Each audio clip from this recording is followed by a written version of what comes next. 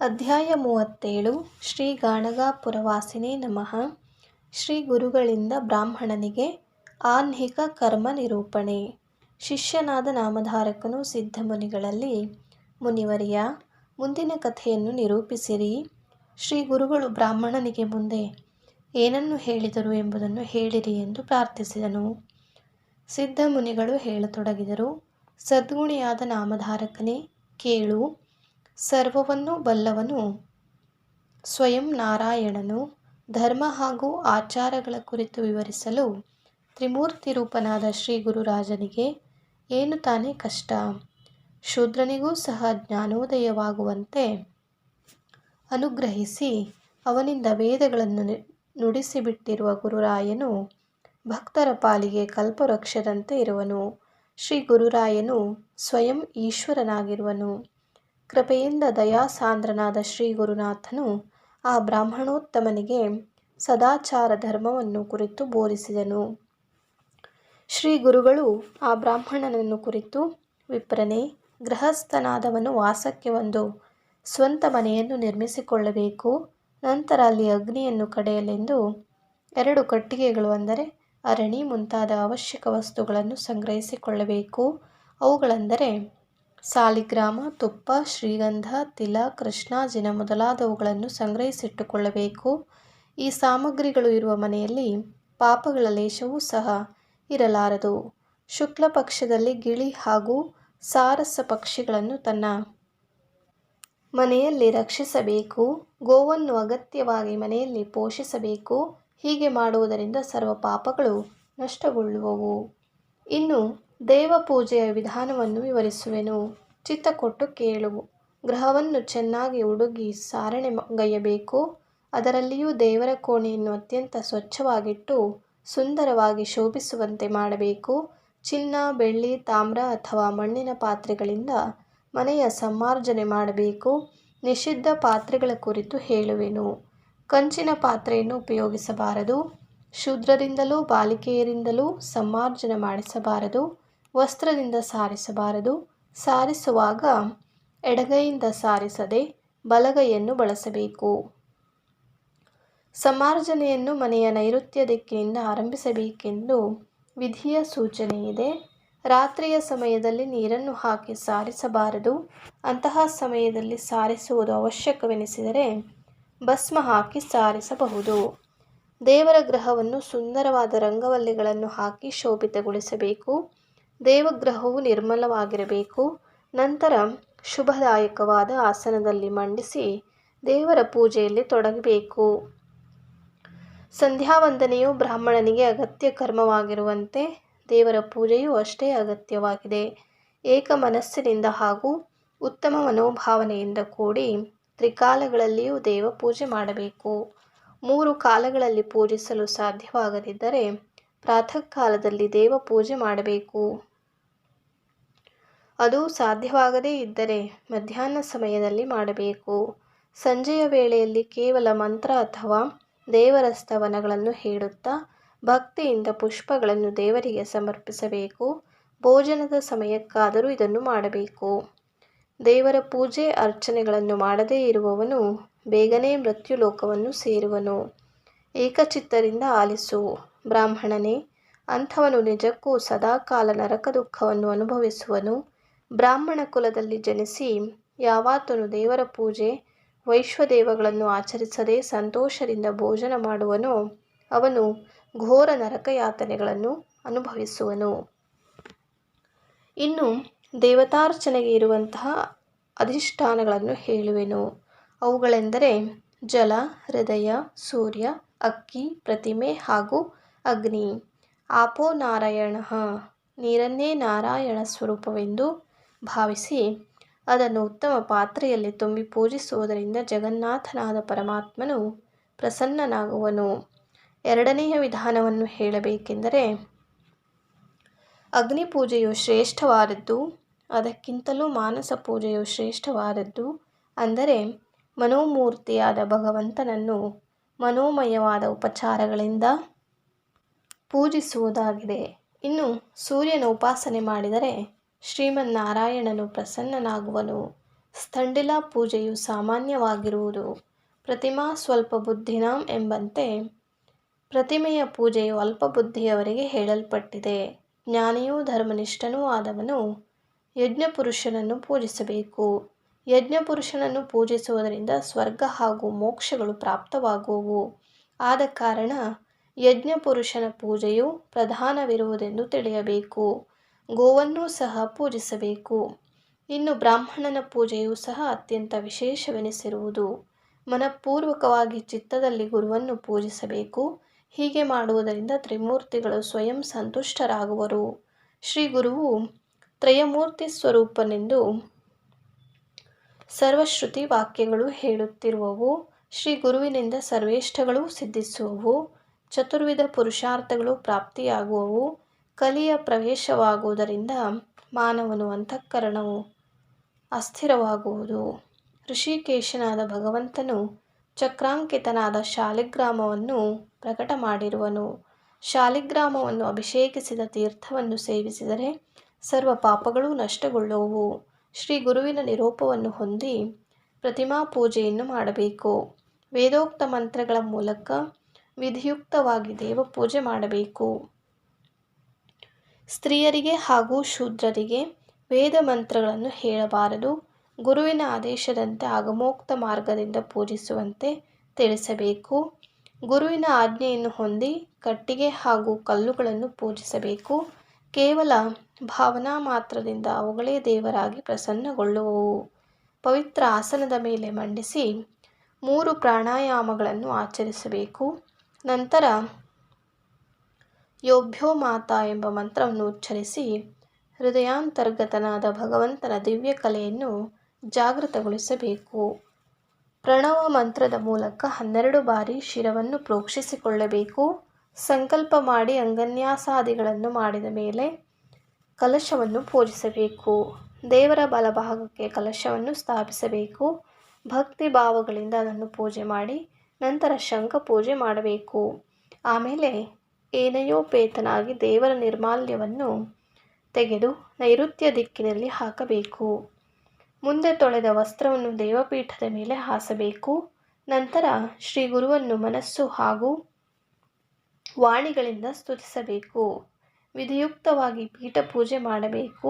ಪೀಠದ 4 ದ್ವಾರಗಳನ್ನು ದಿಕ್ಕುಗಳನ್ನು ಪೂಜಿಸಿ ಶಾಂತಾಕಾರಂ ಭುಜಗಶಯನಂ ಎಂಬ ಸ್ತುತಿಯೊಂದಿಗೆ ದೇವಧ್ಯಾನ ಮಾಡಬೇಕು. ಮಂತ್ರದ ಮೂಲಕ ಆವಾಹನೆ ಮಾಡಬೇಕು. ಸಹಸ್ರ ಶೀರ್ಷ ಪುರುಷ ಎಂಬ ಸೂಕ್ತದಿಂದ ಆವಾಹನ, ಪುರುಷ ಏವೇದಂ ಎಂಬ ಮಂತ್ರದಿಂದ ಆಸನ ಪೂಜಿಸಬೇಕು. ಏತಾವಾನಸ್ಯ ಮಹಿಮಾ ಎಂಬ ಮಂತ್ರದ ಮೂಲಕ ಪಾದ್ಯವನ್ನು ಸಮರ್ಪಿಸಬೇಕು. ತ್ರಿಪಾದೂರ್ಧ ಪುರುಷ ಎಂಬ ಮಂತ್ರದ ಮುಖೇನ ಅರ್ಘ್ಯವನ್ನು ಕೊಡಬೇಕು. ತಸ್ಮಾದ್ವಿರಾಡ ಜಾಯತ ಎಂಬ ಮಂತ್ರದಿಂದ ದೇವನಿಗೆ ಆಚಮನವನ್ನು ಅರ್ಪಿಸಬೇಕು. ಯತ್ ಪುರುಷೇಣ ಎಂಬ ಮಂತ್ರವಾಕ್ಯದ ಮೂಲಕ ದೇವನಿಗೆ ಅಭಿಷೇಕ ಮಾಡಬೇಕು. ಆ ಸಮಯದಲ್ಲಿ ಪಂಚಾಮೃತವೇ ಮುಂತಾದ ವಿಧಿಯಿಂದ ಸ್ನಾನ ವಿಧಿಯನ್ನು ಆಚರಿಸಬೇಕು. ಏಕ ಮನಸ್ಸಿನಿಂದ ಶ್ರುತ್ಯುಕ್ತವಾದ ರೀತಿಯಲ್ಲಿ ರಘುನ್ಯಾಸವಿಲ್ಲದೆ ಮಹಾನ್ಯಾಸ ಮಾಡಬೇಕು. ಪುರುಷ ಸೂಕ್ತ ಹಾಗೂ ರುದ್ರಮಂತ್ರಗಳಿಂದ ಸ್ನಪನ ಮಾಡಿಸಬೇಕು. ಸ್ನಪನವಾದ ನಂತರ ದೇವರನ್ನು ಉತ್ತಮವೂ ಶುಭದಾಯಕವೂ ಆದ ಆಸನದಲ್ಲಿ ಕುಳ್ಳಿರಿಸಬೇಕು. ತಮ್ ಯಜ್ಞಂ ಎಂಬ ಮಂತ್ರ ಉಚ್ಚರಿಸಿ ವಸ್ತ್ರ ಸಮರ್ಪಣೆ ಮಾಡಬೇಕು. ತಸ್ಮಾದ್ಯಜ್ಞಾತ ಎಂಬ ಮಂತ್ರದ ಮೂಲಕ ದೇವಾದಿದೇವನಿಗೆ ಯಜ್ಞೋಪವೀತವನ್ನು ಹಾಗೂ ತಸ್ಮಾದ್ಯಜ್ಞಾತ್ ಸರ್ವಹುತಃ ಎಂಬ ಮಂತ್ರದಿಂದ ಭಕ್ತಿಯುಕ್ತನಾಗಿ ಗಂಧಾಕ್ಷತೆಗಳನ್ನು ಅರ್ಪಿಸಬೇಕು. ತಸ್ಮಾದಶ್ವ ಅಜಾಯತ ಎಂಬ ಮಂತ್ರದೊಂದಿಗೆ ದೇವನಿಗೆ ಪುಷ್ಪಗಳನ್ನು ಅರ್ಪಿಸಬೇಕು. ಋಷಿಗಳೇ, ದೇವಾದಿದೇವನಿಗೆ ಪುಷ್ಪಗಳನ್ನು ಅರ್ಪಿಸುವ ವಿಧಾನವನ್ನು ಹೇಳುವೆನು, ಕೇಳಿರಿ ಎಂದು ಪರಾಶರರು ಹೇಳತೊಡಗಿದರು. ತಾನು ಸ್ವತಃ ನೆಟ್ಟು ಬೆಳೆಸಿದ ಗಿಡಗಳಿಂದ ತೆಗೆದ ಸುಮನಗಳು ದೇವನಿಗೆ ಉತ್ತಮವು. ವನದೊಳಗಿನ ಹೂವುಗಳನ್ನು ತಂದು ಅರ್ಪಿಸುವುದು ಮಧ್ಯಮ. ಹಣ ಕೊಟ್ಟು ತಂದಿರುವ ಹೂಗಳನ್ನು ದೇವನಿಗೆ ಸಮರ್ಪಿಸುವುದು ಸಾಮಾನ್ಯವೆನಿಸುವುದು. ಉತ್ತಮವಾದ ಹೂಗಳು ಸಿಗದೇ ಇದ್ದಲ್ಲಿ ಹಣ ಕೊಟ್ಟು ಹೂಗಳನ್ನು ತರಬಹುದು. ಬಿಳಿಯ ವರ್ಣದ ಸಮನಗಳು ಉತ್ತಮವೆನಿಸುವವು. ಕೆಂಪು ಮಧ್ಯಮವೆನಿಸುವುದು, ಹಳದಿ ವರ್ಣದ ಸುಮನಗಳು ಅಧಮವೆನಿಸುವವು. ಕಪ್ಪು ಅಥವಾ ವಿಚಿತ್ರವಾದ ಸುಮನಗಳು ಅಧಮಾಧಮವೆನಿಸುವವು. ಹಳೆಯ ಸುಮನಗಳು ತ್ಯಜಿಸಬೇಕು. ತೂತಾದ ಸುಮನಗಳು ಅಥವಾ ಹುಳುಗಳಿಂದ ಕಡಿಯಲ್ಪಟ್ಟ ಸುಮನಗಳು ಅಥವಾ ನೆಲದ ಮೇಲೆ ಬಿದ್ದ ಹೂಗಳನ್ನು ದೇವರಿಗೆ ಅರ್ಪಿಸಬಾರದು. ಬಿಲ್ವಪತ್ರೆ, ತುಳಸಿ ಪತ್ರೆ, ಸಹಸ್ರಪತ್ರದ ಕಮಲ ಇವುಗಳು ಯಾವಾಗಲೂ ತಂಗಳುಗಳಲ್ಲ. ಅವು ಶುದ್ಧವಾಗಿರುತ್ತವೆ. ಅವು ಭಗವಂತನಿಗೆ ಸದಾ ಗ್ರಾಹ್ಯವೆನಿಸುವವು. ಶತಪತ್ರ ಕಮಲ, ಬಕುಲ, ಸಂಪಿಗೆ, ಕೆಂಪು ಕಮಲ, ಪುನ್ನಾಗ, ಮಲ್ಲಿಗೆ, ಮಾಲತಿ, ಕಣಗಲ, ಕಲ್ಲಾರ ಪುಷ್ಪಗಳನ್ನು ದೇವನಿಗೆ ಸಮರ್ಪಿಸಬೇಕು. ಶ್ರೀ ಮಹಾವಿಷ್ಣುವನ್ನು ಪೂಜಿಸಲು ಮದ್ಗುಣಿಕೆ, ಎಕ್ಕೆ, ಕಣಗಲ ಹಾಗೂ ಕೆಂಪು ಸುಮನಗಳನ್ನು ವರ್ಜಿಸಬೇಕು. ಬಿಳಿ ಗೋಕರ್ಣ ಹಾಗೂ ನೀರ್ಗುಂಡಿ, ನುಗ್ಗಿ, ಬೆಳವಲು, ಹುಲಗಿಲು, ನೆಲ್ಲಿಯ ಎಲೆ, ಕುಂಭದ ಸುಮನಗಳು ವರ್ಜ್ಯವೆನಿಸುವವು. ಇವುಗಳನ್ನು ಅರ್ಪಿಸುವುದರಿಂದ ದೋಷ ಉಂಟಾಗುವುದು. ವಿಷ್ಣುವನ್ನು ಯಾವ ಪುಷ್ಪಗಳಿಂದ ಪೂಜಿಸಿದರೆ ಯಾವ ರೀತಿಯ ದೋಷ ಉಂಟಾಗುವುದು ಎಂಬುದನ್ನು ಹೇಳುವೆನು. ಸರ್ವ ಋಷಿಗಳು ಇದನ್ನು ಶ್ರವಣಿಸಬೇಕು. ಎಕ್ಕೆ ಸುಮನಗಳನ್ನು ಅರ್ಪಿಸುವುದರಿಂದ ಅರ್ಪಿಸಿದವನಿಗೆ ವಿನಾಶವು ನಿಶ್ಚಯ. ಮದ್ಗುಣಿಕೆ ಹೂವನ್ನು ಅರ್ಪಿಸುವುದರಿಂದ ಪ್ರಜ್ಞಾನಾಶವು.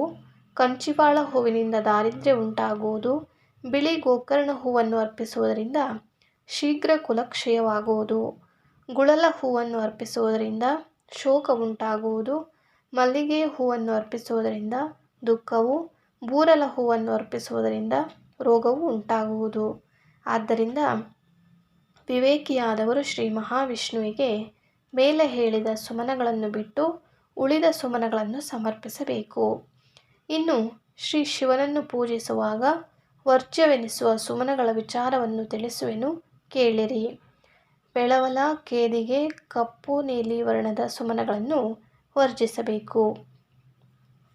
ಕಪ್ಪು, ಕಂದಿ, ಹುಲಗಿಲ, ಮದ್ಗುಣಿಕೆ, ಬೇವು ಮುಂತಾದ 5 ಸುಮನಗಳು ಹಾಗೂ ಬಕುಲ, ದಾಳಿಂಬ, ಕೇದಿಗೆ, ಮಾಧವಿ ಪುಷ್ಪಗಳನ್ನು ವರ್ಜ್ಯ ಮಾಡಬೇಕು. ಮಾವಿನ ಹೂವು, ಜಾಜಿ ಮಲ್ಲಿಗೆ, ಜಾಜಿ, ಮಾಲತಿ, ಮಲ್ಲಿಗೆ, ಕೆಂಪು ಸುಮನಗಳನ್ನು ಶಿವನಿಗೆ ಸಮರ್ಪಿಸಬಾರದು. ನಿಷೇಧಿತವಾದ ಈ ಸುಮನಗಳಿಂದ ಶಿವನನ್ನು ಪೂಜಿಸರೆ ದೋಷವು ಸಂಭವಿಸುವುದು. ಶ್ರೀ ಶಿವನಿಗೆ ಬಿಳಿಯ ಸುಮನಗಳು ಪ್ರಧಾನವಾಗಿವೆ. ಗಣಪತಿಯನ್ನು ಪೂಜಿಸುವಾಗ ತುಳಸಿ ದಳವನ್ನು ಅರ್ಪಿಸಬಾರದು. ದುರ್ಗಾಶಕ್ತಿ ದೇವತೆಗೆ ಗರಿಕೆಯನ್ನು ವರ್ಜಿಸಬೇಕು. ಈ ರೀತಿಯಾಗಿ ಆಯಾ ದೇವತೆಗಳಿಗೆ ಪುಷ್ಪಗಳನ್ನು ಸಮರ್ಪಿಸಬೇಕು. ಅದರಿಂದ ನೀವು ಇಚ್ಛಿಸಿದ ಕಾಮನೆಗಳು ಪೂರ್ಣವಾಗುವವು. 4 ರೀತಿಯ ಪುರುಷಾರ್ಥಗಳು ಸಾಧಿಸಲ್ಪಡುವವು. ಯತ್ ಪುರುಷಂ ಎಂಬ ಮಂತ್ರದಿಂದ ಸುಗಂಧ ಪರಿಮಳಯುಕ್ತವಾದ ಧೂಪವನ್ನು, ಬ್ರಾಹ್ಮಣೋಸ್ಯ ಎಂಬ ಮಂತ್ರ ಉಚ್ಚರಿಸಿ ಉತ್ತಮ ಮನೋಭಾವನೆಯಿಂದ ಏಕಾರ್ತಿಕ್ಯವನ್ನು ಬೆಳಗಿಸಬೇಕು.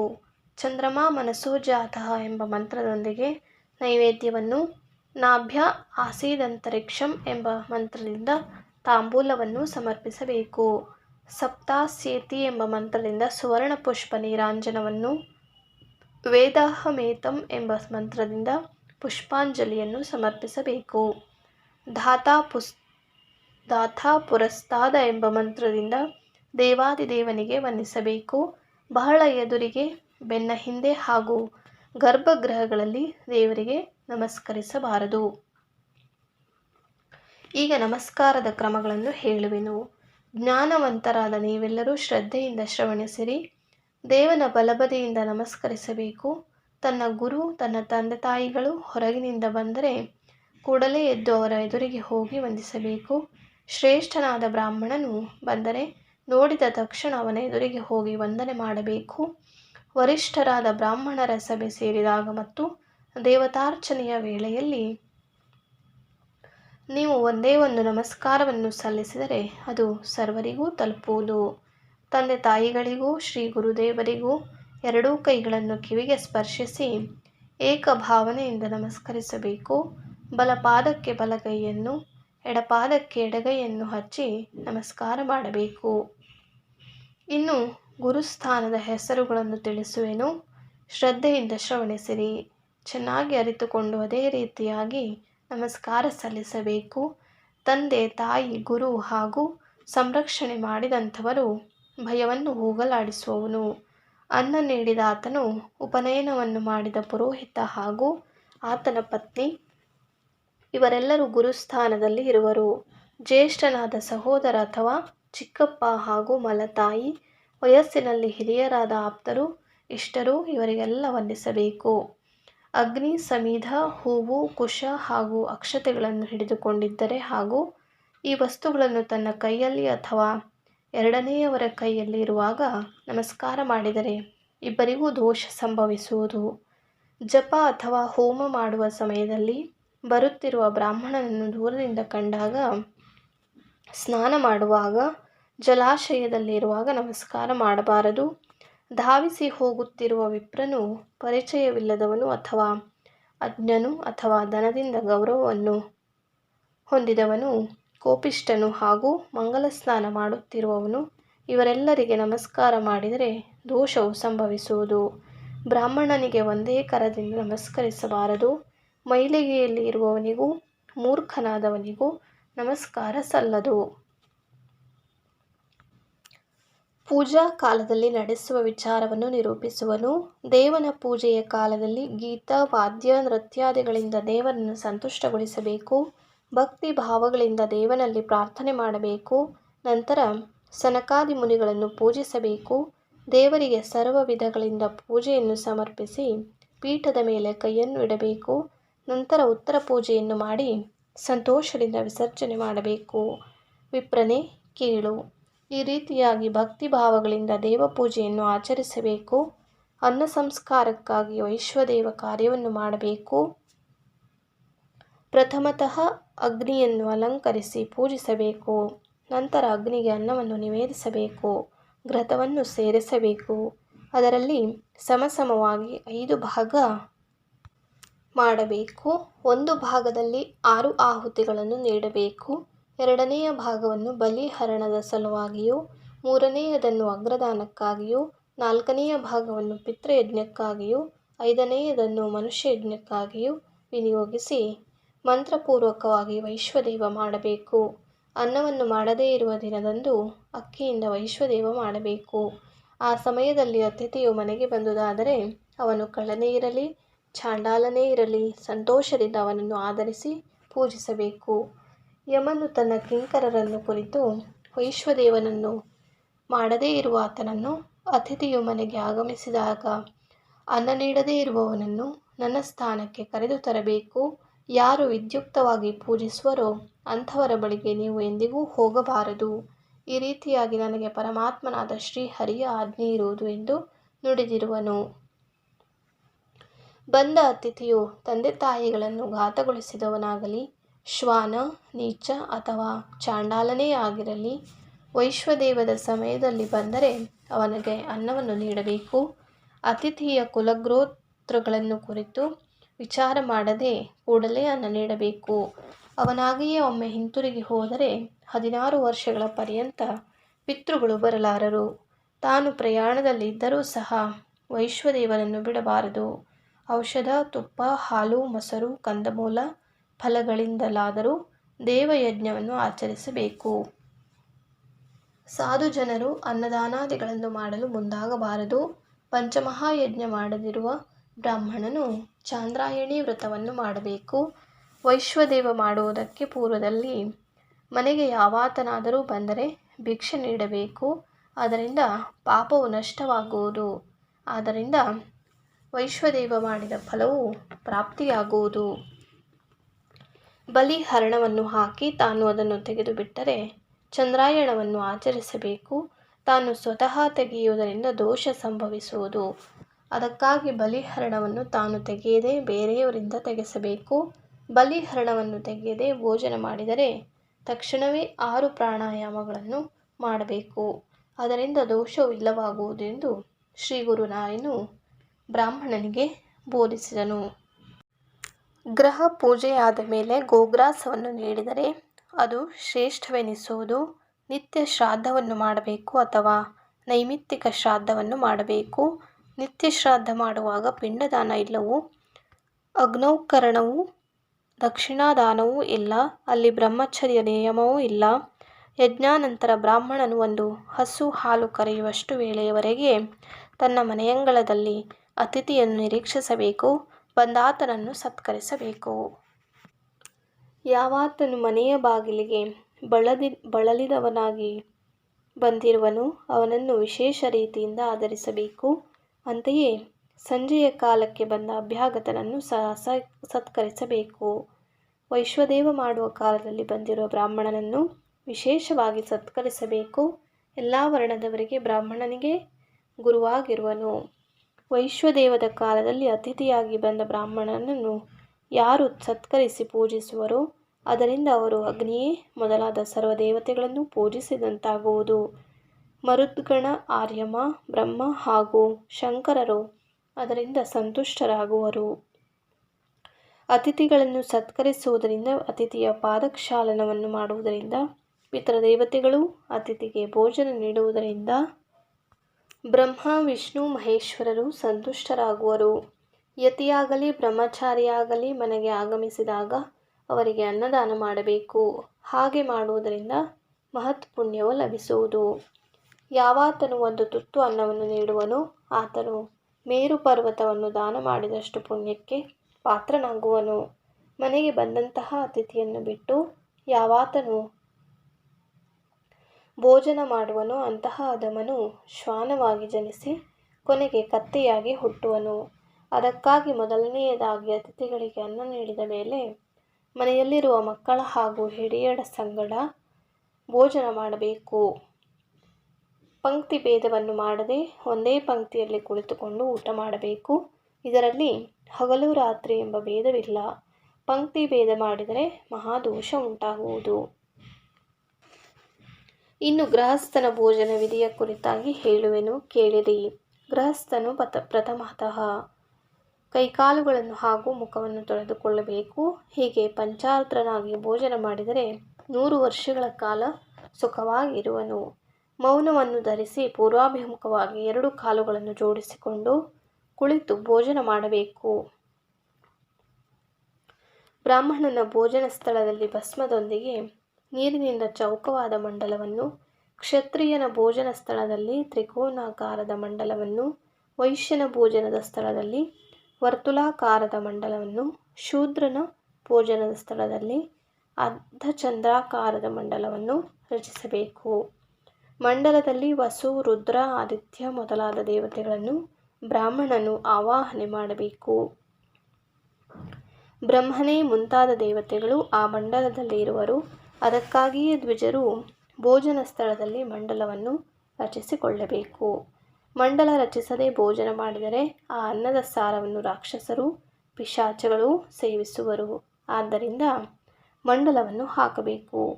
ಪೂರ್ವಾಭಿಮುಖನಾಗಿ ಭೋಜನ ಮಾಡುವುದು ಉತ್ತಮವು. ಪಶ್ಚಿಮಾಭಿಮುಖವಾಗಿ ಭೋಜನ ಮಾಡುವುದು ಮಧ್ಯಮವು. ಪಿತೃಕಾರ್ಯದಲ್ಲಿ ಉತ್ತರಾಭಿಮುಖನಾಗಿ ಕುಳಿತುಕೊಳ್ಳಬೇಕು.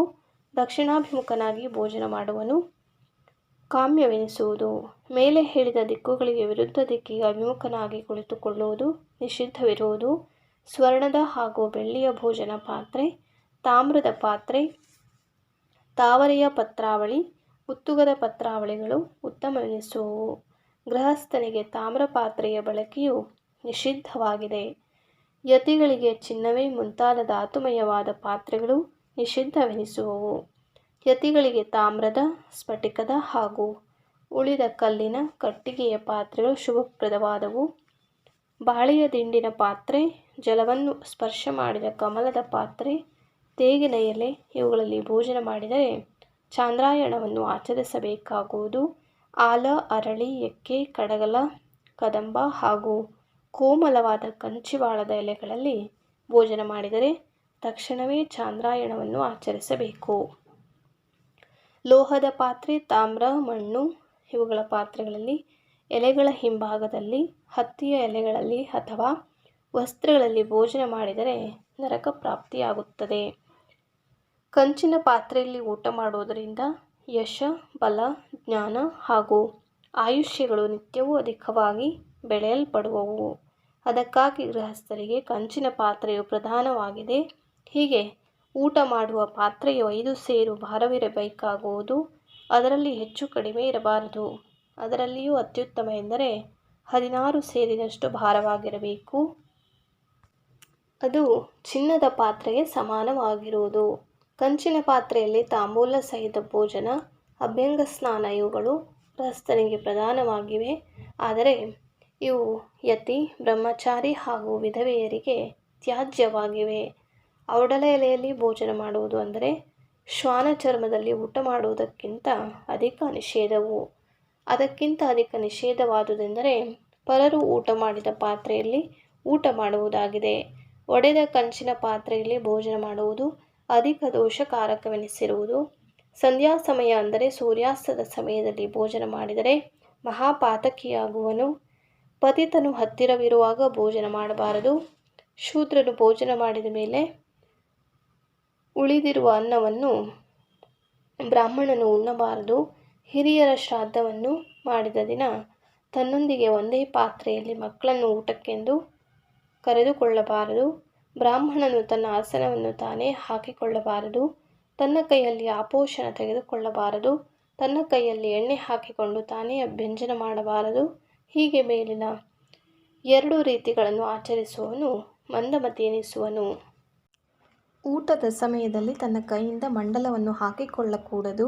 ಹೀಗೆ ಮಾಡುವುದರಿಂದ ಆಯುಷ್ಯ ಹಾನಿಯಾಗುವುದು ಹಾಗೂ ಅವನು ಪುತ್ರಘಾತಕನಾಗುವನು. ಅನ್ನವನ್ನು ಬಡಿಸುವುದಕ್ಕೆ ಮುಂಚಿತವಾಗಿ ಪಾತ್ರೆಯಲ್ಲಿ ತುಪ್ಪವನ್ನು ಬಡಿಸಬೇಕು. ಪೂರ್ಣವಾಗಿ ಬಡಿಸಿದಂತಹ ಅನ್ನಕ್ಕೆ ವಂದಿಸಬೇಕು. ಪ್ರಾಣಾಹುತಿಯನ್ನು ತೆಗೆದುಕೊಳ್ಳುವಾಗ ತನ್ನ ಕೈಯಿಂದ ತಾನೇ ತುಪ್ಪವನ್ನು ಹಾಕಿಕೊಳ್ಳಬಾರದು. ಎಲೆಯಲ್ಲಿ ಸರ್ವ ಪದಾರ್ಥಗಳನ್ನು ಬಡಿಸಿದ ಮೇಲೆ ವ್ಯಾಹೃತಿ ಮಂತ್ರ ಅಥವಾ ಗಾಯತ್ರಿ ಮಂತ್ರಗಳಿಂದ ಅನ್ನಕ್ಕೆ ಜಲವನ್ನು ಪ್ರೋಕ್ಷಿಸಿ ಪವಿತ್ರಗೊಳಿಸಬೇಕು. ಪರಿಶಿಂಚನ ಮಂತ್ರದಿಂದ ಪರಿಶಿಂಚನ ಮಾಡಬೇಕು. ನಂತರ ಚಿತ್ರಗುಪ್ತರನ್ನು ವಂದಿಸಬೇಕು. ಚಿತ್ರಗುಪ್ತರಿಗೆ ಬಲಿಯನ್ನು ನೀಡಿ ಅದನ್ನು ವಿಸರ್ಜಿಸಿ ಕೈ ತೊಳೆದುಕೊಳ್ಳಬೇಕು. ನಂತರ ಶುದ್ಧ ಮನಸ್ಸಿನಿಂದ ಬ್ರಾಹ್ಮಣನು ಎಡಗೈನ ತರ್ಜನಿ, ಮಧ್ಯಮ ಹಾಗೂ ಅಂಗುಷ್ಟ ಬೆರಳುಗಳಿಂದ ಎಲೆ ಅಥವಾ ತಾಟನ್ನು ಹಿಡಿದುಕೊಂಡು ತನ್ನ ಬಲಗೈಯಿಂದ ಆಪೋಷಣವನ್ನು ಅಮೃತೋಪಸ್ತರಣಮಸಿ ಎಂಬ ಮಂತ್ರದೊಂದಿಗೆ ಸೇವಿಸಬೇಕು. ಹಾಕಿದಂತಹ ಆಪೋಷಣ ಜಲವನ್ನು ಕೆಳಗೆ ಸುರಿದು ಬೇರೆ ಜಲವನ್ನು ಕೈಗೆ ಹಾಕಿಕೊಂಡು ಸೇವಿಸಿದರೆ ಆ ಜಲವು ಶ್ವಾನದ ಮೂತ್ರಕ್ಕೆ ಸಮಾನವೆನಿಸುವುದು. ಆದ್ದರಿಂದ ಆಪೋಷಣ ಜಲವನ್ನು ಕೆಳಗೆ ಚೆಲ್ಲಲೇಬಾರದು. ತನ್ನ ಕೈಯಲ್ಲಿ ಆಪೋಷಣದ ಜಲವಿರುವಾಗ ಯಾರಿಗೂ ತಾನು ನಮಸ್ಕರಿಸಬಾರದು. ಬೇರೆಯವರು ಅವನಿಗೆ ವಂದಿಸಬಾರದು ಹಾಗೂ ಆಶೀರ್ವಾದ ಮಾಡಲೂಬಾರದು. ಇದರಿಂದ ಇರುವರಿಗೂ ಮಹಾದೋಷ ಉಂಟಾಗುವುದು. ಮೌನದಿಂದ ಭೋಜನ ಮಾಡಬೇಕು. ಆಗ ಅನ್ಯ ಯಾವ ಶಬ್ದಗಳನ್ನೂ ಮಾಡಬಾರದು. ಹೀಗೆ ಮಂತ್ರಗಳ ಮೂಲಕ ಜಲ ಸೇವಿಸಿ ಮುಖಾಗ್ನಿಯಲ್ಲಿ ಪ್ರಾಣಾಹುತಿಗಳನ್ನು ಮಂತ್ರಮುಖೇನ ಅರ್ಪಿಸಬೇಕು. ಆಪೋಷಣಾದಿಗಳಿಲ್ಲದೆ ಭೋಜನ ಮಾಡಿದರೆ ಮಹಾದೋಷ ಉಂಟಾಗುವುದು. ಬ್ರಾಹ್ಮಣನು 108 ಗಾಯತ್ರಿ ಜಪವನ್ನು ಜಪಿಸಿದರೆ ದೋಷ ಮುಕ್ತನಾಗುವನು. ರಾತ್ರಿಯ ಭೋಜನದಲ್ಲಿ ಚಿತ್ರಾಹುತಿ ಇರಲಾರದು. ವಿಪ್ರನೇ, ಈಗ ಪ್ರಾಣಾಹುತಿಗಳನ್ನು ಕೊಡುವ ವಿಧಾನವನ್ನು ಹೇಳುವೆನು. ಈ ಆಚರಣೆಗೆ ಸಕಲ ಪಾಪ ಪರಿಹಾರಕವಾದ ಪ್ರಾಣಾಗ್ನಿಹೋತ್ರ ಎನ್ನುವರು. ಹತ್ತಿಯ ರಾಶಿಗೆ ಅಗ್ನಿಸ್ಪರ್ಶವಾದರೆ ಹೇಗೆ ಅದು ಸುಟ್ಟು ಭಸ್ಮವಾಗುವುದೋ ಅದರಂತೆಯೇ ಪ್ರಾಣಾಗ್ನಿಹೋತ್ರದಿಂದ ಸರ್ವ ಪಾಪಗಳು ಸುಟ್ಟು ಭಸ್ಮವಾಗುವವು. ಪ್ರಾಣಾಹುತಿಯ ಕ್ರಮದಿಂದ ಚತುರ್ವಿಧ ಪುರುಷಾರ್ಥಗಳು ಪ್ರಾಪ್ತಿಯಾಗುವವು. ಅನ್ನವನ್ನು ಮೊದಲು ಕೈಯಿಂದ ಸ್ಪರ್ಶಿಸಿ ಭಗವದ್ಗೀತೆಯಲ್ಲಿ ಉಕ್ತವಾದ ಅಹಂ ವೈಶ್ವಾನರ ಅಂದರೆ ನಾನೇ ವೈಶ್ವಾನರ ರೂಪದಿಂದ ಸರ್ವ ಜೀವಿಗಳ ಶರೀರಗಳಲ್ಲಿ ಇದ್ದು ಭಕ್ಷ್ಯ, ಭೋಜ್ಯ, ಲೇಹ, ಚೋಷ್ಟ ಎಂಬೀ ಚತುರ್ವಿಧವಾದ ಆಹಾರವನ್ನು ಪಚನವಾಗುವಂತೆ ಮಾಡುತ್ತಿರುವೆನು. ಅನ್ನವೇ ಬ್ರಹ್ಮವು, ಸಾರು ಮುಂತಾದ ಪದಾರ್ಥಗಳ ರಸವೇ ವಿಷ್ಣುವು, ಭೋಜನ ಮಾಡುವವನೇ ಶಿವನು ಎಂಬ ಭಾವನೆಯಿಂದ ಭೋಜನವನ್ನು ಮಾಡಿದರೆ ಅನ್ನ ಸಂಬಂಧವಾಗಿ ಉಂಟಾಗುವ ದೋಷವು ಸ್ಪರ್ಶಿಸಲಾರದು ಎಂಬ ಮಂತ್ರಾರ್ಥವನ್ನು ತಿಳಿದುಕೊಂಡು ಅಗ್ನಿರಶ್ಮಿ ಎಂಬ ಭಾವನೆಯಿಂದ ಬಾಯಿಯೊಳಗೆ ಪ್ರಾಣಾಹುತಿಗಳನ್ನು ಒಂದೊಂದಾಗಿ ಮಂತ್ರಪೂರ್ವಕ ಹೋಮ ಮಾಡಬೇಕು. ಅಂದರೆ ಆಹುತಿ ಕೊಡಬೇಕು. ಅಂಗುಷ್ಟ, ತರ್ಜನಿ ಹಾಗೂ ಮಧ್ಯಮ ಬೆರಳುಗಳಿಂದ ಪ್ರಾಣಾಯ ಸ್ವಾಹ ಎಂದು ಉಚ್ಚರಿಸಿ ಪ್ರಾಣಾಹುತಿಯನ್ನು, ಮಧ್ಯಮ, ಅನಾಮಿಕ ಹಾಗೂ ಅಂಗುಷ್ಟ ಬೆರಳುಗಳಿಂದ ಅಪಾನಾಯ ಸ್ವಾಹ ಎಂದು ಅಪಾನಾಹುತಿಯನ್ನು, ಕನಿಷ್ಠಿಕ, ಅನಾಮಿಕ ಹಾಗೂ ಅಂಗುಷ್ಟಗಳಿಂದ ವ್ಯಾನಾಯ ಸ್ವಾಹ ಎಂದು ವ್ಯಾನಾಹುತಿಯನ್ನು, ಕನಿಷ್ಠಿಕ, ತರ್ಜನಿ ಹಾಗೂ ಅಂಗುಷ್ಟಗಳಿಂದ ಉದಾನಾಯ ಸ್ವಾಹ ಎಂದು ಉದಾನಾಹುತಿಯನ್ನು, 5 ಬೆರಳುಗಳಿಂದ ಸಮಾನಾಯ ಸ್ವಾಹ ಎಂದು ಸಮಾನಾಹುತಿಯನ್ನು ನಿಷ್ಠೆಯಿಂದ ಸಮರ್ಪಿಸಬೇಕು. ಹೀಗೆ ಈ 5 ಸ್ಥಳಗಳು ಎಂದರೆ ಪ್ರಾಣಕ್ಕೆ ಪಾಣಕ್ಕೆ ಹೃದಯ, ಅಪಾನಕ್ಕೆ ಗುದ, ಸಮಾನಕ್ಕೆ ನಾಭಿ, ಉದಾನಕ್ಕೆ ಕಂಠ, ವ್ಯಾನಕ್ಕೆ ದೇಹದ ಎಲ್ಲ ಅವಯವಗಳು ಸ್ಥಾನಗಳಾಗಿವೆ. ಈ ಪ್ರಾಣಾಹುತಿಗಳನ್ನು ಹಲ್ಲುಗಳಿಗೆ ಸ್ಪರ್ಶವಾಗದ ರೀತಿಯಲ್ಲಿ ಸೇವಿಸಿ ನುಂಗಬೇಕು. ನಾಲಿಗೆಯ ಮೂಲಕ ನುಂಗಬೇಕು. ನಂತರ ಮೌನ ಧರಿಸಿ ಊಟ ಮಾಡಬೇಕು. ಹಾಗೆಯೇ 3 ಸಮಯಗಳಲ್ಲಿ ಮೌನವನ್ನು ಆಚರಿಸಬೇಕು. ಸ್ನಾನದ ಸಮಯದಲ್ಲಿ ಮೌನದಿಂದ ಇರದಿದ್ದರೆ ಆ ಸ್ನಾನದ ಫಲವನ್ನು ವರುಣನು ಅಪಹರಿಸುವನು. ಹೋಮ ಮಾಡುವ ಸಮಯದಲ್ಲಿ ಮೌನವನ್ನು ಮಾಡದಿದ್ದರೆ ಲಕ್ಷ್ಮಿಯು ಅಲ್ಲಿಂದ ಹೊರಟು ಹೋಗುವಳು. ಊಟದ ಸಮಯದಲ್ಲಿ ಮೌನ ಧರಿಸಲು ಸಾಧ್ಯವಾಗದೇ ಇದ್ದಲ್ಲಿ ಪ್ರಾಣಾಹುತಿಯನ್ನು ತೆಗೆದುಕೊಳ್ಳುವ ತನಕವಾದರೂ ಮೌನ ಮಾಡಬೇಕು. ಸರ್ವ ಕಾರ್ಯಗಳಲ್ಲಿಯೂ ಮೌನವು ಉತ್ತಮ ಸಾಧನವಾಗಿರುವುದು. ಶ್ರೀ ಗುರುವರ್ಯರು ಬ್ರಾಹ್ಮಣನಿಗೆ ಹೇಳಿದರು, ತಂದೆ ಹಿರಿಯ ಸಹೋದರನು ಮೌನ ವಹಿಸಬೇಕೆಂದಿಲ್ಲ. ಆದರೆ ಶ್ರಾದ್ದದ ಅನ್ನವನ್ನು ಭುಂಜಿಸುವಾಗ ಮೌನ ಧರಿಸಬೇಕು. ಪಂಚ ಪ್ರಾಣಾಹುತಿಗಳನ್ನು ತೆಗೆದುಕೊಳ್ಳುವ ಸಮಯದಲ್ಲಿ ಎಲ್ಲರಿಗೂ ಮೌನವು ಸಮ್ಮತವಾಗಿದೆ. ತಂದೆ ಅಥವಾ ಹಿರಿಯ ಸಹೋದರನು ಜೀವಸಹಿತವಿರುವಾಗ ಮೌನ ಧರಿಸಿದ್ದರೆ ಅಧಃಪತನ ಉಂಟಾಗುವುದು. ಈಗ ಊಟ ಮಾಡುವ ಪದಾರ್ಥಗಳ ವಿಚಾರವನ್ನು ಹೇಳುವುದಾದರೆ, ಮೊದಲು ಸವಿಸವಿಯಾದ ಮಧುರವಾದ ಅನ್ನವನ್ನು ಉಣ್ಣಬೇಕು. ನಂತರ ಮಧ್ಯದಲ್ಲಿ ಹುಳಿ, ಉಪ್ಪು ಅಥವಾ ಖಾರವಿರುವ ಘನ ಪದಾರ್ಥವನ್ನು ಊಟ ಮಾಡಬೇಕು. ಮಧ್ಯದಲ್ಲಿ ದ್ರವ ಪದಾರ್ಥದ ಅನ್ನವನ್ನು ಸೇವಿಸಬಾರದು. ಕಠಿಣವೂ ಹಕ್ಕಿಯೂ ಹಾಗೂ ದ್ರವಾನ್ನವನ್ನು ಯಾವಾಗಲೂ ಕೊನೆಯಲ್ಲಿ ಉಣ್ಣಬೇಕು. ಅದರಲ್ಲಿ ವ್ಯತ್ಯಾಸವಾದರೆ ಶಕ್ತಿಯು ಕುಂದುವುದು. ಬೇಗನೆ ಭೋಜನ ಮಾಡುವುದು ಉತ್ತಮವು. ಅಂದರೆ ಒಂದು ಗೋವು ನೀರು ಕುಡಿಯುವಷ್ಟು ಸಮಯದಲ್ಲಿ ಊಟ ಮಾಡಬೇಕು. ಆಡಿನಂತೆ ಬೇಗನೆ ಭೋಜನ ಮಾಡುವುದು ಸುಖದಾಯಕವೆನಿಸುವುದು. ಇನ್ನು ಊಟ ಮಾಡುವಾಗ ತೆಗೆದುಕೊಳ್ಳುವ ತುತ್ತುಗಳ ಪ್ರಮಾಣವನ್ನು ಕುರಿತು ಮುನಿಗಳು ಹೇಳಿರುವುದನ್ನು ಹೇಳುವೆನು. ತುತ್ತಿಗೆ ಗ್ರಾಸವೆಂದೂ ಹೇಳುವರು. ಸನ್ಯಾಸಿಗಳಾದವರು ಭೋಜನ ಮಾಡುವಾಗ 8 ಗ್ರಾಸಗಳನ್ನು ತೆಗೆದುಕೊಳ್ಳಬೇಕು ಎನ್ನಲಾಗಿದೆ. ಗೃಹಸ್ಥರಾದವರು 32 ತುತ್ತುಗಳನ್ನು ತೆಗೆದುಕೊಳ್ಳಬೇಕು. ವಾನಪ್ರಸ್ಥದಲ್ಲಿರುವವನು 16 ತುತ್ತು ಹಾಗೂ ಬ್ರಹ್ಮಚಾರಿಗಳು ಯಥೇಚ್ಛವಾಗಿ ಭೋಜನ ಮಾಡತಕ್ಕದ್ದು. ತುತ್ತು ಎಷ್ಟು ಪ್ರಮಾಣದಲ್ಲಿರಬೇಕೆಂದರೆ ಅದು ಸುಲಭದಲ್ಲಿ ಗಂಟಲಿನಲ್ಲಿ ಇಳಿಯುವಷ್ಟು ಮಾತ್ರವಿರಬೇಕು. ಭೋಜನ ಅಧಿಕವಾಗಿ ಉಣ್ಣಬಾರದು. ಅಧಿಕ ಪ್ರಮಾಣದಲ್ಲಿ ಬಾಯಿಗೆ ಹಾಕಿದರೆ ಅದು ಕೆಳಗಿರುವ ಊಟದ ಪಾತ್ರೆಗೆ ಬಿದ್ದುಬಿಟ್ಟರೆ ಉಚ್ಚಿಷ್ಟವೆನಿಸುವುದು. ಅದನ್ನು ಪುನಃ ತೆಗೆದುಕೊಂಡು ತಿಂದರೆ ಉಚ್ಚಿಷ್ಟಭಾಗಿ ಎಂದೆನಿಸಿಕೊಳ್ಳುವಂತಾಗುವುದು. ಅರ್ಧ ಮಾತ್ರ ಸೇವಿಸಿ ಉಳಿದರ್ಧವನ್ನು ಪಾತ್ರೆಯಲ್ಲಿ ಬಿಟ್ಟು ನಂತರ ಅದನ್ನು ಸೇವಿಸಿದರೆ ಚಾಂದ್ರಾಯಣ ವ್ರತ ಮಾಡಬೇಕಾಗುವುದು. ಅದರಿಂದ ಶುದ್ಧನಾಗುವನು. ಆಪ್ತೇಷ್ಟರನ್ನೂ ಇತರರನ್ನೂ ಜೊತೆಯಲ್ಲಿ ಕೂಡಿಸಿಕೊಂಡು ಒಂದೇ ಎಲೆಯಲ್ಲಿ ಊಟ ಮಾಡಬಾರದು. ಉಪನಯನವಾಗದ ಹಾಗೂ ವಿವಾಹವಾಗದ ಚಿಕ್ಕ ಗಂಡು ಹಾಗೂ ಹೆಣ್ಣು ಮಕ್ಕಳನ್ನು ಕೂಡಿಸಿಕೊಂಡು ಒಂದೇ ಎಲೆಯಲ್ಲಿ ಸೇವಿಸಿದರೆ ದೋಷವಿಲ್ಲ.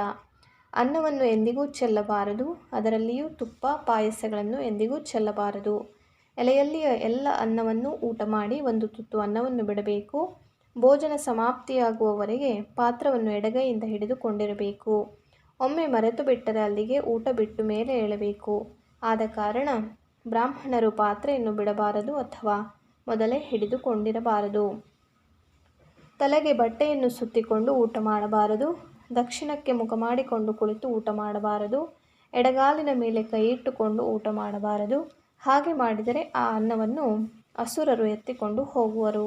ಭೂಮಿಯ ಮೇಲೆ ಎಡಗೈಯನ್ನು ಊರಿಕೊಂಡು ಭೋಜನ ಮಾಡಿದರೆ ರೋಗ ಉಂಟಾಗುವುದು. 5 ಬೆರಳುಗಳನ್ನು ತೆಗೆದುಕೊಂಡು ಊಟ ಮಾಡಬೇಕು. ಒಂದಾದರೂ ಬೆರಳನ್ನು ಬಿಟ್ಟು ಭೋಜನ ಮಾಡಿದರೆ ಹಸುವಿನ ಮಾಂಸವನ್ನು ಸೇವಿಸಿದ ದೋಷವು ಸಂಭವಿಸುವುದು ಹಾಗೂ ಅನೇಕ ವಿಧವಾದ ದೋಷಗಳು ಉಂಟಾಗುವವು. ಈಗ ಭೋಜನ ಮಾಡುವ ಮತ್ತು ಮಾಡಬಾರದ ಸ್ಥಳಗಳನ್ನು ಕುರಿತು ಹೇಳುವೆನು, ಕೇಳಿರಿ. ಗಜ, ಅಶ್ವಗಳನ್ನು ಏರಿಕೊಂಡು ಸ್ಮಶಾನದಲ್ಲಿ, ದೇವಸ್ಥಾನಗಳಲ್ಲಿ, ಮಲಗುವ ಸ್ಥಾನದಲ್ಲಿ ಕುಳಿತು ಊಟ ಮಾಡಬಾರದು. ಕೈಯಲ್ಲಿ ಪಾತ್ರೆಯನ್ನು ಹಿಡಿದುಕೊಂಡು ಊಟ ಮಾಡಬಾರದು. ಒದ್ದೆ ಬಟ್ಟೆಯನ್ನು ಉಟ್ಟುಕೊಂಡು ಊಟ ಮಾಡಬಾರದು. ಕೂದಲು ಒದ್ದೆಯಾಗಿರುವಾಗ ಊಟ ಮಾಡಬಾರದು. ಹೊರಗೆ ಕೈಯನ್ನು ಶಿಕೆಯನ್ನು ಬಿಟ್ಟುಕೊಂಡು ಭೋಜನ ಮಾಡಬಾರದು. ಹಾಗೆ ಮಾಡಿದರೆ ಪಾಪ ಉಂಟಾಗುವುದು. ಜನಿವಾರವನ್ನು ಮಾಲಾಕಾರ ಅಥವಾ ಸವ್ಯವಾಗಿ ಧರಿಸಿಕೊಂಡು ಊಟ ಮಾಡಬಾರದು. ಮುಂದೆ ಪಾದಕೆಗಳನ್ನು ನೋಡದೆ ಭೋಜನ ಮಾಡಬೇಕು. ತುತ್ತು, ಜಲ, ಗಡ್ಡೆ, ಗೆಣಸು, ಹಣ್ಣು, ಕಬ್ಬುಗಳನ್ನು ಅರ್ಧ ಮಾತ್ರ ತಿಂದು ಉಳಿದರ್ಧವನ್ನು ಅದೇ ಪಾತ್ರೆಯಲ್ಲಿ ಬಿಟ್ಟರೆ ಉಚ್ಛಿಷ್ಟ ದೋಷವು ಸಂಭವಿಸುವುದು. ಸ್ನಾನ ಮಾಡದೆ ಊಟ ಮಾಡಿದರೆ ಹಾಗೂ ಹೋಮ ಮಾಡದೆ ಊಟ ಮಾಡಿದರೆ ಆ ಅನ್ನವು ಕ್ರಿಮಿಗೆ ಸಮಾನವೆಂದು ಪರಾಶರ ಮುನಿಗಳು ಹೇಳಿದರು. ಎಲೆಯನ್ನು ಬುಡ ಮೇಲೆ ಮಾಡಿ ಇಟ್ಟುಕೊಂಡು ಅದರಲ್ಲಿ ಊಟ ಮಾಡಿದರೆ ಹಾಗೂ ರಾತ್ರಿಯ ಕಾಲದಲ್ಲಿ ದೀಪವಿಲ್ಲದೆ ಊಟ ಮಾಡಿದರೆ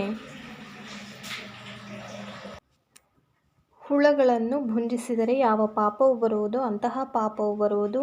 ಒಮ್ಮೆ ದೀಪವು ಹೋಗಿಬಿಟ್ಟರೆ ಪುನಃ ದೀಪವನ್ನು ಹಚ್ಚುವವರೆಗೆ ಪಾತ್ರೆಯನ್ನು ಹಿಡಿದುಕೊಂಡು ನಂತರ ಎಲೆಯಲ್ಲಿದ್ದಷ್ಟನ್ನೇ ಪೂರ್ಣವಾಗಿ ಭೋಜನ ಮಾಡಬೇಕು. ಒಮ್ಮೆ ಹೆಚ್ಚು ಬಡಿಸಿಕೊಂಡು ಊಟ ಮಾಡಿದರೆ ದೋಷ ಸಂಭವಿಸುವುದೆಂದು ಶ್ರೀ ಗುರುಗಳು ಆ ವಿಪ್ರನಿಗೆ ಹೇಳಿದರು. ಭೋಜನ ಮಾಡುವಾಗ ಚಂಡಿಕೆಯನ್ನು ಸ್ಪರ್ಶ ಮಾಡಿಕೊಳ್ಳಬಾರದು. ಶ್ರೀ ಗುರು ಭಗವಂತನ ಕಥೆಯನ್ನು ಬಿಟ್ಟು ಅನ್ಯ ಕಥೆಗಳನ್ನು ಹೇಳುತ್ತಾ ಊಟ ಮಾಡಬಾರದು. ಊಟ ಮಾಡುವಾಗ ಆಕಾಶವನ್ನು ನೋಡಬಾರದು. ಕತ್ತಲೆಯಲ್ಲಿ ಭೋಜನ ಮಾಡಬಾರದು. ಎಲೆಯಲ್ಲಿ ತನ್ನ ಪತ್ನಿಗೆಂದು ಒಂದು ತುತ್ತು ಮಾತ್ರವನ್ನೂ ಬಿಡದೆ ಊಟ ಮಾಡಿದವನಿಗೆ ಮಹಾದೋಷ ಉಂಟಾಗುವುದು. ಆಕೆಯು ಪತಿಯು ಬಿಟ್ಟ ಅನ್ನವನ್ನು ಊಟ ಮಾಡದಿದ್ದರೆ ಆ ಪತ್ನಿಗೆ ಮಹಾದೋಷವು ಬರುವುದು.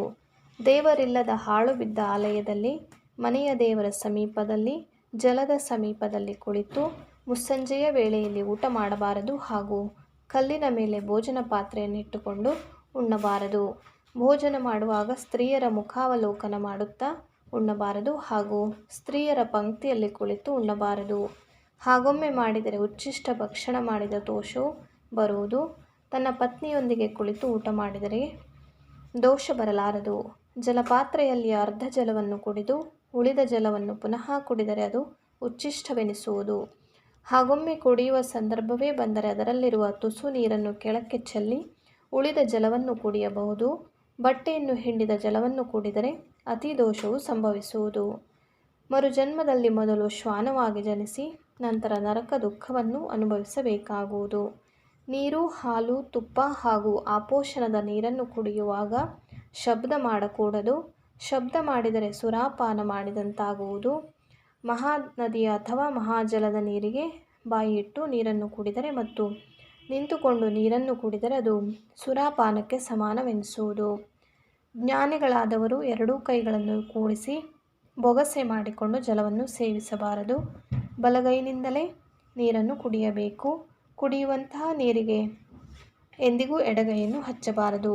ಸಭೆಯಲ್ಲಿ ಸರ್ವರು ಏಕಾಸನದಲ್ಲಿ ಮಂಡಿಸಿದ ಸಮಯದಲ್ಲಿ ಅಥವಾ ತನ್ನ ಹಾಸಿಗೆಯಲ್ಲಿ ಕುಳಿತುಕೊಂಡ ಸಮಯದಲ್ಲಿ ನೀರನ್ನು ಕುಡಿದರೆ ಮಹಾದೋಷ ಉಂಟು. ಭೋಜನವನ್ನು ಒಡಕು ಪಾತ್ರೆಯಲ್ಲಿ ಬಡಿಸಬಾರದು.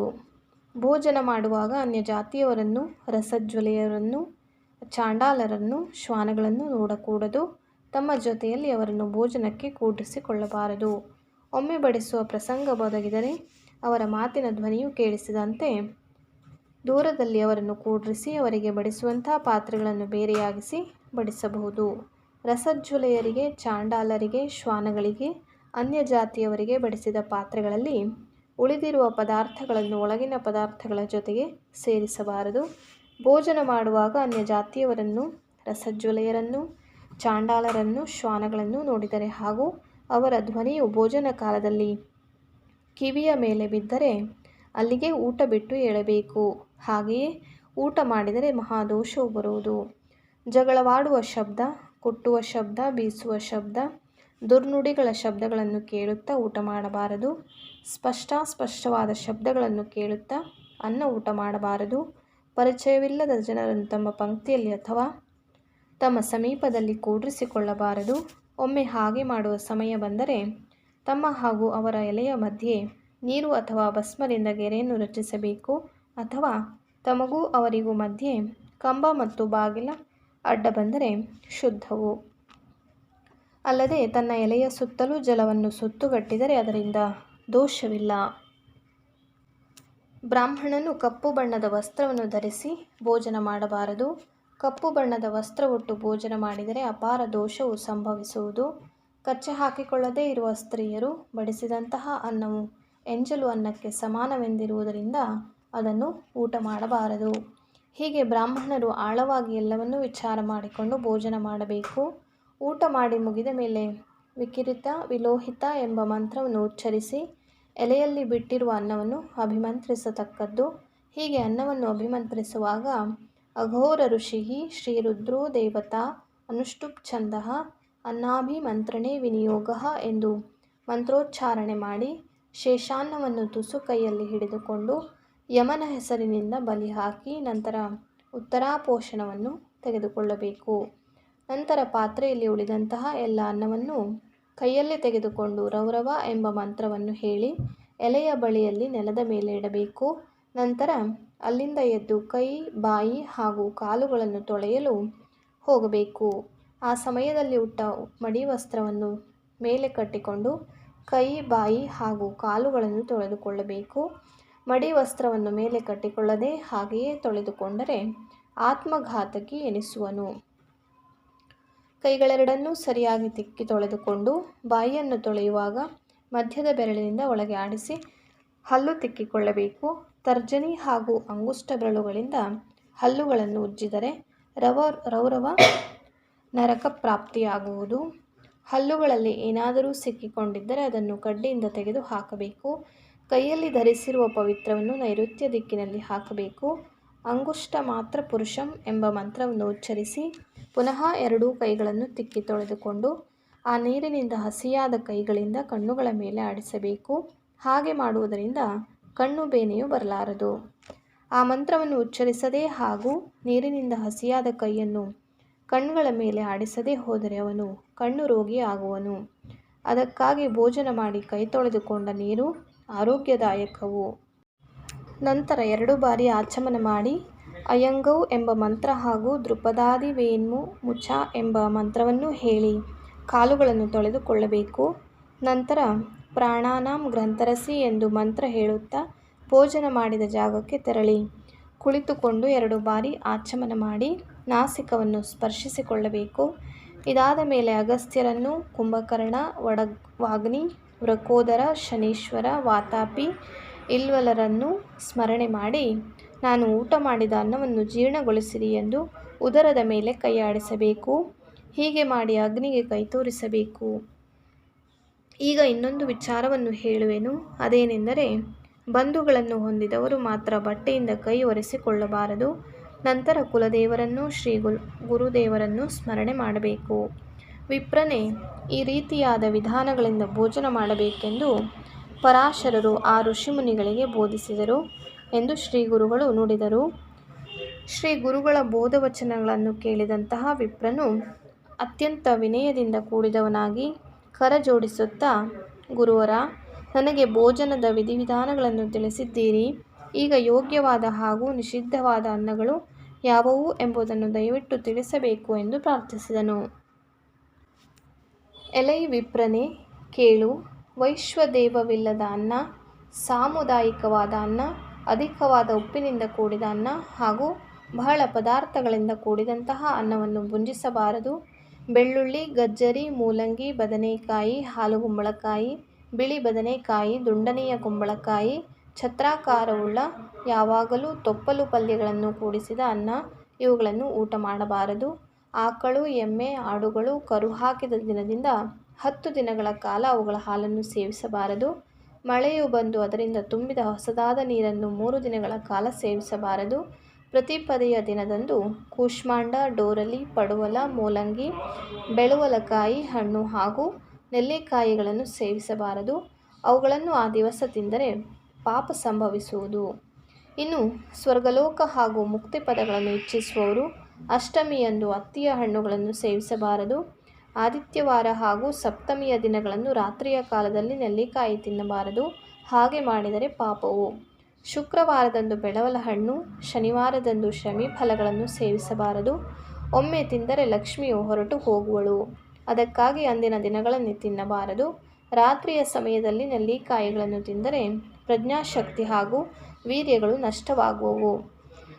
ಅದಕ್ಕಾಗಿ ನೆಲ್ಲಿಕಾಯಿಗಳನ್ನು ರಾತ್ರಿಯಲ್ಲಿ ತಿನ್ನಬಾರದು. ಉಗುರು ಹಾಗೂ ಕೂದಲುಗಳು ಬಿದ್ದಿರುವ ಅನ್ನ ಉಣ್ಣಬಾರದು. ಹಾಗೆ ಕಂಡರೆ ಅವನ್ನು ಬೆಕ್ಕು ಎಂದು ತಿಳಿಯಬೇಕು. ಕಾಗೆ, ಹದ್ದು, ಕೋಳಿಗಳು ಸ್ಪರ್ಶ ಮಾಡಿದ ಅನ್ನ ಹಾಗೂ ಗೋವು, ಇಲಿಗಳು ತಿಂದ ಅನ್ನವನ್ನು ಮತ್ತು ಅಧಃಕೇಶದಿಂದ ಸ್ಪರ್ಶಿತವಾದ ಅನ್ನವನ್ನು ತಿನ್ನಬಾರದು. ಅವುಗಳು ಎಂಜಲವನ್ನೆನಿಸುವುದರಿಂದ ನಿಷಿದ್ಧವಾದವುಗಳು. ಹಾಗಾಗಿ ಅವುಗಳನ್ನು ಉಣ್ಣಬಾರದು. ಒಂದು ಕೈಯಿಂದ ಬಡಿಸಿದ ಅನ್ನ, ಹಳಸಿದ ತಣ್ಣಗಾದ ತಂಗಳನ್ನವು ನಿಷಿದ್ಧವು. ಕಾರಣ ಅವುಗಳನ್ನು ಉಣ್ಣಬಾರದು ಎಂದು ಶಾಸ್ತ್ರದಲ್ಲಿ ಹೇಳಲ್ಪಟ್ಟಿದೆ. ಹಾಗೂ ತುಪ್ಪ ಮತ್ತು ಎಣ್ಣೆಗಳಿಂದ ಕೂಡಿದಂತಹ ತಂಗಳನ್ನವೂ ಸಹ ನಿಷಿದ್ಧವಾಗಿದೆ. ಆದರೆ ತುಪ್ಪ ಎಣ್ಣೆಗಳಿಂದ ಕರಿದ ಪದಾರ್ಥಗಳು ತಂಗಳೆಂದು ಅನಿಸಲಾರದು. ಬ್ರಾಹ್ಮಣನಾದವನಿಂದ ಮಾರಲ್ಪಡುವಂತಹ ಹಾಲು ತುಪ್ಪಗಳನ್ನು ಖರೀದಿಸುವವರಿಗೆ ಮಹಾದೋಷ ಉಂಟಾಗುವುದು. ಬೆಂಕಿಯಲ್ಲಿ ಪ್ರತ್ಯಕ್ಷವಾಗಿ ಸುಟ್ಟಿದ್ದನ್ನು ಸೇವಿಸಬಾರದು. ಉದ್ದಿನಿಂದ ಮಾಡಿದ ವಡೆಗಳು ಹಾಗೂ ಅರಳು ಹಿಟ್ಟು ಇವು ಎಂದಿಗೂ ತಂಗಳಲ್ಲವು. ಬೇಯಿಸದೇ ಇರುವ ಗಡ್ಡೆಗೆಣಸುಗಳು, ಜವೆ, ಗೋಧಿಯಿಂದ ಮಾಡಿದ ಪಾಯಸ, ಬೆಲ್ಲ ಮಿಶ್ರಿತ ಅನ್ನಗಳು ತಂಗಳೆನಿಸಲಾರವು. ಇವುಗಳು ಹೊಲಸಾದ ಜಾಗದಲ್ಲಿದ್ದರೆ ಮಾತ್ರ ಅಶುದ್ಧವೆನಿಸುವವು. ಶುದ್ಧ ಸ್ಥಳದಲ್ಲಿದ್ದರೆ ದೋಷವಿರದು. ಅವುಗಳನ್ನು ಸೇವಿಸಬಹುದಾಗಿದೆ. ಎಳ್ಳು ಮಿಶ್ರಿತ ಭಕ್ಷ್ಯವನ್ನು ರಾತ್ರಿಯ ಸಮಯದಲ್ಲಿ ತಿನ್ನಬಾರದು. ತಿಂದರೆ ಮಹಾದೋಷವು ಎಂದು ಶ್ರೀ ಗುರುವರಿಯರು ಬ್ರಾಹ್ಮಣನಿಗೆ ಬೋಧಿಸಿದರು. ಹೀಗೆ ಮಧ್ಯಾಹ್ನದ ಭೋಜನವಾದ ನಂತರ ಒಳ್ಳೆಯ ರೀತಿಯಿಂದ ತಾಂಬೂಲವನ್ನು ಸೇವಿಸಬೇಕು. ಅದು ಹೇಗೆಂದರೆ ಅಡಿಕೆ ಪುಡಿ, ವೀಳ್ಯದೆಲೆ, ಸುಣ್ಣಗಳನ್ನು ತೆಗೆದುಕೊಳ್ಳಬೇಕು. ಅವುಗಳನ್ನು ಬ್ರಾಹ್ಮಣರೇ ಮುಂತಾದವರಿಗೆ ನೀಡಬೇಕು. ಒಂದು ಅಡಿಕೆ ನೀಡುವುದರಿಂದ ಅದು ಸುಖಪ್ರದವೆನಿಸುವುದು. 2 ಅಡಿಕೆಗಳನ್ನು ನೀಡುವುದರಿಂದ ನಿಜವಾದ ಆರೋಗ್ಯ ಲಭಿಸುವುದು. 3 ಅಡಿಕೆಗಳನ್ನು ಕೊಡುವುದರಿಂದ ಮಹಾಭಾಗ್ಯವು ಪ್ರಾಪ್ತಿಯಾಗುವುದು. 4 ಅಡಿಕೆಗಳನ್ನು ನೀಡುವುದರಿಂದ ದುಃಖ ಪ್ರಾಪ್ತಿಯು. 5 ಅಡಿಕೆ ಕೊಡುವುದರಿಂದ ಆಯಸ್ಸು ಹಾಗೂ ಪ್ರಜ್ಞಾಶಕ್ತಿಗಳು ವೃದ್ಧಿಗೊಳ್ಳುವವು. 6 ಅಡಿಕೆಗಳನ್ನು ನೀಡುವುದರಿಂದ ಮರಣ ಪ್ರಾಪ್ತಿ ಎಂದು ಹೇಳಿರುವರು. ಕಾರಣ 6 ಅಡಿಕೆಗಳನ್ನು ಎಂದಿಗೂ ನೀಡಬಾರದು. ಎಲೆಯ ಬುಡ ಹಾಗೂ ತುದಿಗಳನ್ನು ತೆಗೆದುಹಾಕಬೇಕು. ಒಂದು ವೇಳೆ ಹಾಗೆಯೇ ಸೇವಿಸಿದರೆ ಬೇನೆಯುಂಟಾಗುತ್ತದೆ. ಎಲೆಯ ತುದಿ ತಿಂದರೆ ಮಹಾಪಾಪವು. ಕೊಳೆತಿರುವ ಎಲೆ ಮತ್ತು ಸುಣ್ಣವನ್ನು ಹಚ್ಚದೇ ಇರುವ ಎಲೆಗಳನ್ನು ತಿಂದರೆ ಆಯು ಕ್ಷೀಣವಾಗುವುದು. ಎಲೆಯ ಹಿಂಭಾಗದ ನಾರನ್ನು ತೆಗೆಯದೇ ಎಲೆಯನ್ನು ಸೇವಿಸಿದರೆ ಮತಿ ನಾಶವಾಗುವುದು. 2 ಎಲೆಗಳನ್ನು ತಿಂದರೆ ಅಧಿಕವಾದ ದೋಷ ಉಂಟಾಗುವುದು ಹಾಗೂ ಐಶ್ವರ್ಯ ನಾಶವೆಂದು ಋಷಿವಾಕ್ಯವಿರುವುದು. ಯಾವಾತನು ಎಲೆಯನ್ನು ತಿನ್ನದೆ ಕೇವಲ ಅಡಿಕೆಯನ್ನು ಮಾತ್ರ ಸೇವಿಸುವನೋ ಅವನು ಸುಖವಿಲ್ಲದೆ 7 ಜನ್ಮಗಳ ಕಾಲ ದಾರಿದ್ರ್ಯ ದುಃಖವನ್ನು ಅನುಭವಿಸುತ್ತಾ ಕೊನೆಯ ಕಾಲದಲ್ಲಿ ಅಜ್ಞಾನಿಯಾಗುವನು.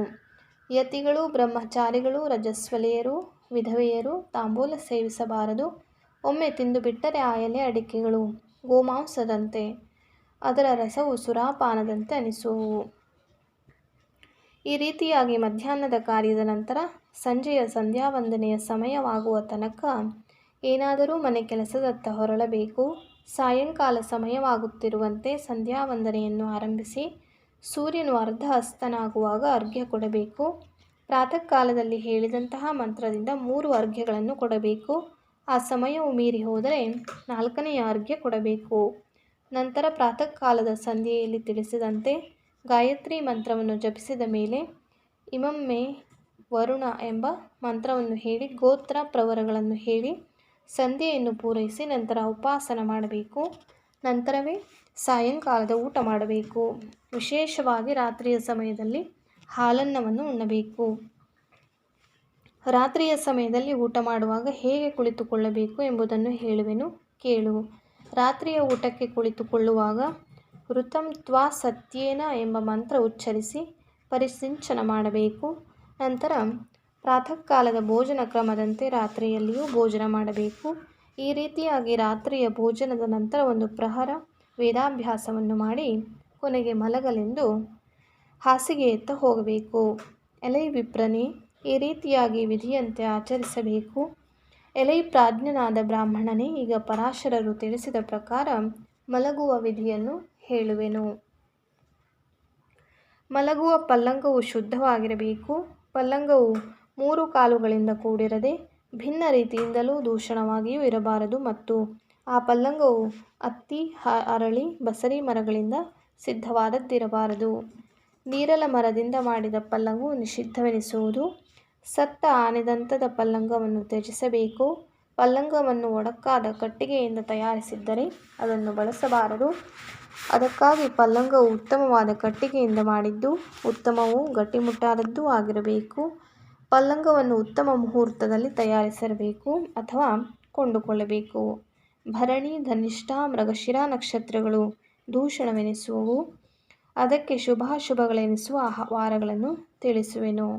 ರವಿವಾರದಂದು ಲಾಭಪ್ರದವು, ಸೋಮವಾರವು ಅಧಿಕ ಸುಖವೆನಿಸುವುದು, ಮಂಗಳವಾರವು ದುಃಖಕಾರಕವು, ಬುಧವಾರದಂದು ಮಹಾಪೀಡಾ ಪ್ರಾಪ್ತಿಯು, ಗುರುವಾರವು ಅದನ್ನು ಕೊಂಡುಕೊಂಡರೆ 6 ಮಕ್ಕಳ ಪ್ರಾಪ್ತಿಯು, ಶುಕ್ರವಾರದಂದು ಹೆಚ್ಚಿನ ಫಲಪ್ರದವು, ಶನಿವಾರ ಕೊಂಡುಕೊಂಡರೆ ಮರಣಪ್ರಾಪ್ತಿಯು. ತನ್ನ ಗೃಹದಲ್ಲಿ ಪೂರ್ವಕ್ಕೆ ತಲೆಮಾಡಿ ಮಲಗಬೇಕು. ಇನ್ನು ಮಾವನ ಮನೆಯಲ್ಲಿ ದಕ್ಷಿಣಕ್ಕೆ ತಲೆಮಾಡಿಯೂ, ಪ್ರಯಾಣ ಕಾಲದಲ್ಲಿ ಪಶ್ಚಿಮಕ್ಕೆ ತಲೆಮಾಡಿಯೂ ಮಲಗಬೇಕು. ಯಾವಾಗಲೂ ಉತ್ತರ ದಿಕ್ಕಿಗೆ ತಲೆಮಾಡಿ ಮಲಗುವುದು ನಿಷಿದ್ಧವು.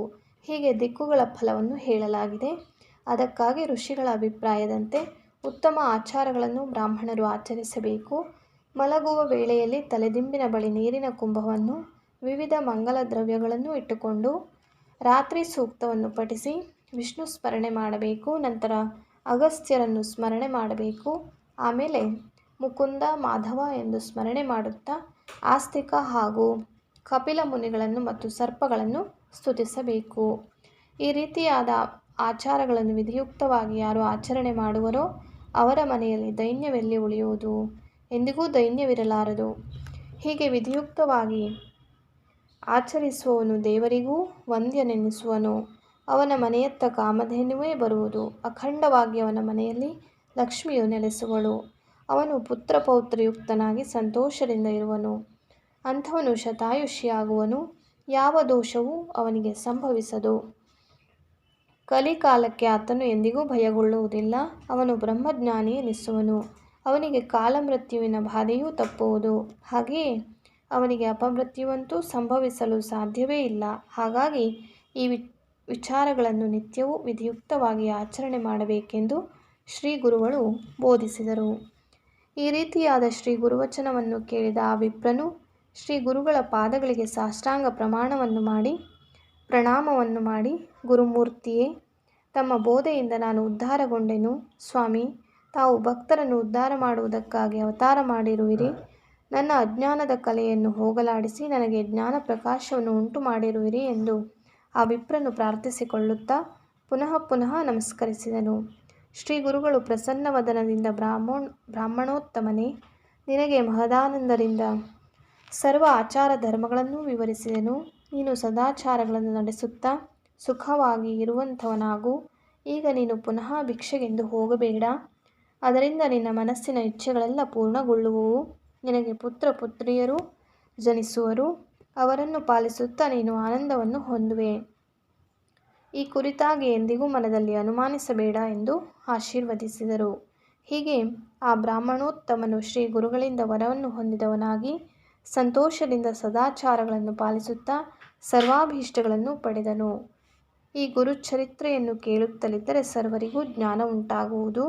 ಶ್ರೀ ಗುರುಚರಿತ್ರೆಯ ಶ್ರವಣ ಅಥವಾ ವಾಚನದಿಂದ ಪಾಮರನೂ ಸಹ ಬ್ರಹ್ಮಜ್ಞಾನಿಯಾಗುವನು ಎಂದು ಸಿದ್ಧಮುನಿಯು ನಾಮಧಾರಕನಿಗೆ ಬೋಧಿಸಿದನು ಎಂದು ಸರಸ್ವತಿ ಗಂಗಾಧರನು ನುಡಿದನು. ಇಲ್ಲಿಗೆ ಶ್ರೀ ಗುರುಚರಿತ್ರೆಯ ಮಂಗಲಮಯ ಕಥಾಕಲ್ಪತರು ಎನಿಸಿದ ಶ್ರೀ ನರಸಿಂಹ ಸರಸ್ವತಿ ಉಪಾಖ್ಯಾನದಲ್ಲಿಯ ಸಿದ್ಧ ನಾಮಧಾರಕರ ಸಂವಾದ ರೂಪವಾದ 37ನೇ ಅಧ್ಯಾಯವು ಸಮಾಪ್ತಿಯಾಯಿತು. ಶ್ರೀ ಗುರುಪಾದುಕಾರ್ಪಣಂ.